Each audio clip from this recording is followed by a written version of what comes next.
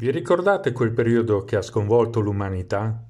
Il tempo in cui i cervi, i lupi e gli orsi invasero le strade, quando l'umanità si rintanò nelle case atterrita da una minaccia invisibile, il tempo in cui regnava un silenzio irreale. Vi ricordate quando la normalità divenne un atto di ribellione? Sono Stefano Messori, docente del laboratorio italiano di podcast del progetto MiRest, finanziato dal programma Erasmus+, e queste sono le testimonianze degli utenti intrise delle emozioni vissute durante il lockdown. Andrà tutto bene, di Sabatini Fiammetta. Venerdì sera. Ci troviamo come al solito a giocare a carte a casa mia.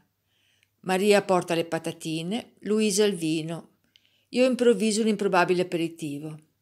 L'atmosfera è quella di sempre.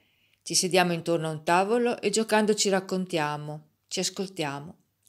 Ho lasciato la televisione accesa. Ci aspettiamo notizie su una gravissima emergenza, il Covid. Fino a qualche mese fa il telegiornale ci riportava situazioni gravi, sì, ma in paesi lontani. Ora l'emergenza è arrivata anche in Italia, a Carpi. Ogni giorno veniamo aggiornati sul numero dei morti e sulla situazione degli ospedali ormai al collasso. E noi continuiamo a giocare, come se la nostra indifferenza potesse tenere lontano il contagio, la paura. Poi arriva la notizia che nessuno si aspettava. Da domani non si potrà più uscire se non per motivi di salute o per fare la spesa. Ma soprattutto si dovrà evitare ogni contatto con le altre persone. Ci guardiamo incredule. Il Covid ci sta portando in un mondo sconosciuto che non avremmo mai pensato di dover abitare. Chiuderanno fabbriche, cinema, teatri, spariscono all'improvviso baci, abbracci, feste con gli amici, viaggi. Siamo diventati ostaggio di un virus che, pur non avendo la consapevolezza di esistere, ha la capacità di replicarsi, di aggredirci. Le amiche se ne vanno e io rimango sola, ma la solitudine non è mai stato un mio problema. All'insegna di "andrà tutto bene", scritto su lenzuoli bianchi fuori dai balconi e ripetuto in televisione, arrivano per me giorni lievi. Leggo, studio inglese, faccio solitari e quando voglio strafare anche ginnastica. E poi mi soffermo a guardare dalla finestra questo nuovo, silenzioso mondo. Non passa nessuno, non ci sono macchine, si sentono in lontananza le sirene delle ambulanze. Solo a volte, quando vedo i bambini nel cortile di fronte giocare a ping pong, li invidio un po' e penso che vorrei essere insieme a loro. E comunque, tutto sommato, sono serena. Le due entità che mi abitano non sono più in conflitto. La parte di me che mi sollecitava a uscire tace.